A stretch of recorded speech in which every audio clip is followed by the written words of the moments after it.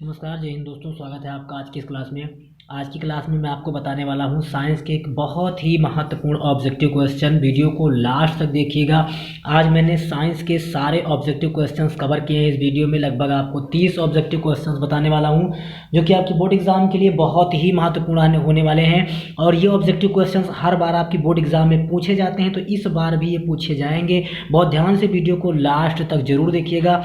अगर चैनल पर नए हैं तो सबसे पहले आप चैनल को सब्सक्राइब जरूर कर लीजिएगा और अपने दोस्तों के पास भी वीडियो को शेयर कर दीजिएगा। तो चलिए हम बिना बातचीत किए हुए क्लास की शुरुआत करते हैं। सबसे पहला ऑब्जेक्टिव क्वेश्चन हमारा है कि Fe2O3 plus 2Al gives out Al2O3 plus 2Fe। ठीक है, ये कैसी अभिक्रिया है? संयोजन, वियोजन, द्विविस्थापन या फिर विस्थापन?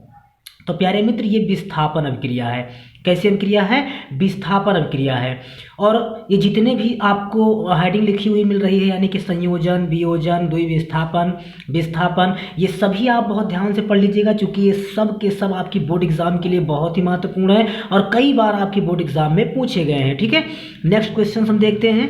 नेक्स्ट क्वेश्चन है कि लौह चूर्ण पर तनु हाइड्रोक्लोरिक अम्ल डालने से क्या होता है? हाइड्रोजन गैस एवं आयरन क्लोराइड बनता है। क्वेश्चन नंबर ए, यानी कि ऑब्जेक्टिव ए आपका बिल्कुल सही होगा, ऑप्शन नंबर ए। ठीक है, अगला क्वेश्चन है कि श्याम श्वेत फोटोग्राफी में प्रयुक्त होता है। तो भैया श्याम श्वेत फोटोग्राफी में जो प्रयुक्त होता है वो AgCl है। क्या प्रयुक्त होता है? AgCl। अगला है H2S का pH मान क्या है? H2S यानी कि हाइड्रोजन सल्फर का जो pH मान है वो कितना है? तो वो होता है 7 से कम। कितना होता है? 7 से कम। ये बात आप हमेशा याद रखना कि किसी का भी pH मान अगर 7 से कम हो तो क्या कहलाता है? अम्ल कहलाता है। ठीक, अगर 7 से अधिक हो तो क्या कहलाता है? क्षार कहलाता है। और अगर 7 ही हो तो क्या कहलाता है? उदासीन कहलाता है। ठीक, अगर 7 से कम है तो अम्ल, 7 से अधिक है तो क्षार, और 7 अगर है तो उदासीन कहलाएगा। ठीक है, अगला क्वेश्चन जो कि बहुत बार आपने पढ़ा होगा कि शुद्ध जल का pH मान कितना है? तो भैया शुद्ध जल का जो pH मान है वो कितना होता है? 7 होता है। अगला क्वेश्चन, निम्न में अम्लीय लवण क्या है? तो इसमें अम्लीय लवण होता है NaHSO4। Objective B is the right answer. अगला है धावन सोडा का रासायनिक नाम क्या है? तो इसका रासायनिक नाम होता है सोडियम कार्बोनेट। क्या होता है? Sodium carbonate. ठीक है, सूत्र की बात करें तो Na2CO3, ये इसका क्या हो जाएगा? सूत्र हो जाएगा। ठीक है, इसको आप याद रखना, धावन सोडा का रासायनिक नाम सोडियम कार्बोनेट। अगला क्वेश्चन है कि निम्न में कौन सी धातु अम्ल से हाइड्रोजन विस्थापित नहीं करती है?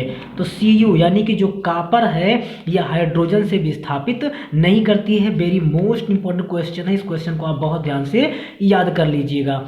अगला क्वेश्चन आपका होने वाला है कि मैट में मुख्यतः होता है। ठीक है ना, मैट में मुख्यतः होता है। तो मैट में मुख्यतः होता है Cu2S और FeS, ये दोनों पाए जाते हैं। किसमें? मैट में। क्वेश्चन बहुत इंपॉर्टेंट है, इस क्वेश्चन को भी आप ध्यान से देख लीजिएगा। अगला प्रश्न है कि एसिटिक अम्ल का IUPAC नाम क्या है? तो IUPAC नाम अगर आपने पढ़ा होगा तो एसिटिक अम्ल का IUPAC नाम होता है एथेनोइक अम्ल। ठीक है, क्या होता है? एथेनोइक अम्ल। अगला है कि एसिटिक अम्ल में कितने अम्लीय H परमाणु हैं? तो इसमें एक अम्लीय H परमाणु होता है, याद रखना। एसिटिक अम्ल में एक जो है अम्लीय H परमाणु होता है। अगला है Li यानी कि लिथियम विकर्ण संबंध दर्शाता है। लिथियम का जो विकर्ण संबंध है वो किसके साथ है? तो ये होता है मैग्नीशियम के साथ। इसके Mg यानी कि मैग्नीशियम के साथ। क्वेश्चन नंबर 13 है कि निम्न में अम्लीय ऑक्साइड होता है। तो P2O5 ये क्या होता है? अम्लीय ऑक्साइड होता है, इस बात को आप याद रखिएगा। अगला है पाथरुवेट के विखंडन से यह कार्बन डाइऑक्साइड जल तथा ऊर्जा देता है। तो ये क्रिया कहाँ होती है? माइटोकॉन्ड्रिया में। याद रखिएगा, ये क्रिया कहाँ होती है? माइटोकॉन्ड्रिया में होती है। अगला है स्वपोषी पोषण के लिए आवश्यक है। तो स्वपोषी पोषण के लिए सभी आवश्यक होते हैं, यानी कार्बन डाइऑक्साइड और जल भी चाहिए, क्लोरोफिल भी चाहिए, सूर्य का प्रकाश भी चाहिए। ये सभी जरूरत होती है किसके लिए? स्वपोषी पोषण के लिए। अगला है मनुष्य की लार में पाया जाता है। जो मनुष्य की लार होती है इसमें क्या पाया जाता है? इसमें पाया जाता है टाइलिन। ठीक है, याद रखना, मनुष्य की लार में क्या पाया जाता है? टाइलिन।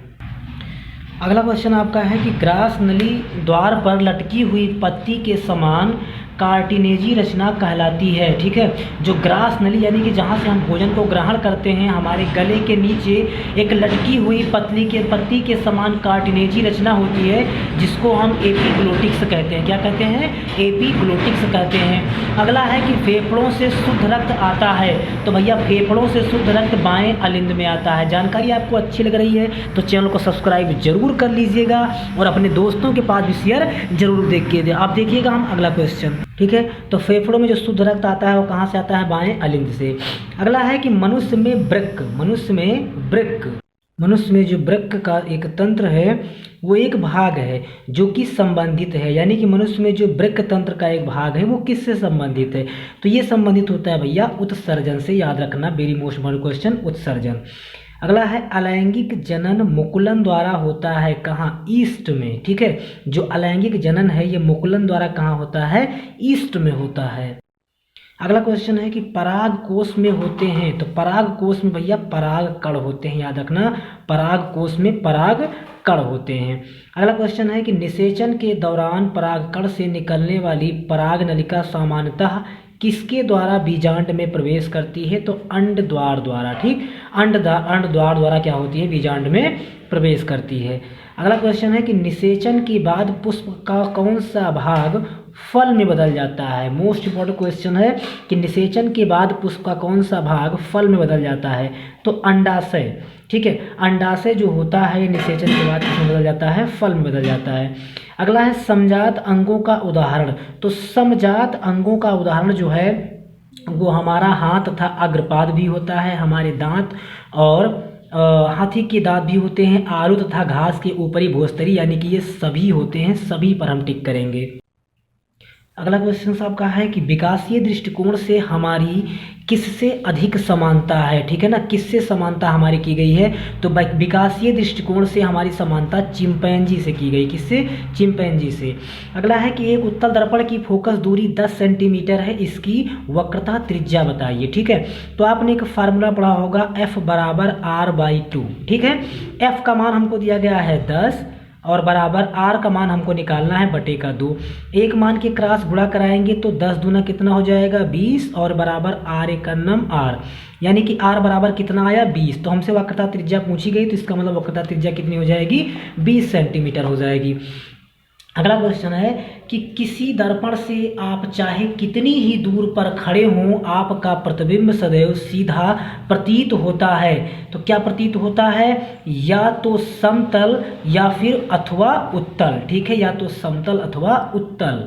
फिर क्वेश्चन नंबर 27 आपका है कि स्वस्थ आंख के लिए स्पष्ट दृष्टि की न्यूनतम दूरी कितनी होती है? ठीक है, स्पष्ट दृष्टि की जो न्यूनतम दूरी होती है वो होती है 25 सेंटीमीटर। ठीक है, और अगर स्पष्ट दृष्टि के लिए दूर की दूरी पूछा जाए तो अनंत होती है। ठीक, स्पष्ट दृष्टि के लिए दूर की दूरी अनंत पर होती है, यानी कि दूर बिंदु अनंत पर होता है और निकटतम बिंदु कितना होता है? 25 सेंटीमीटर।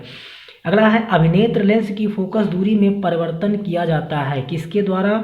पश्चिमाभि के द्वारा परिवर्तन किया जाता है।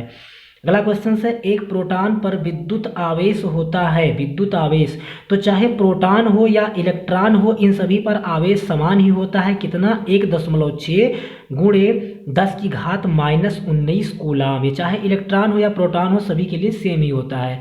अगला क्वेश्चन प्रतिरोध का मात्रक।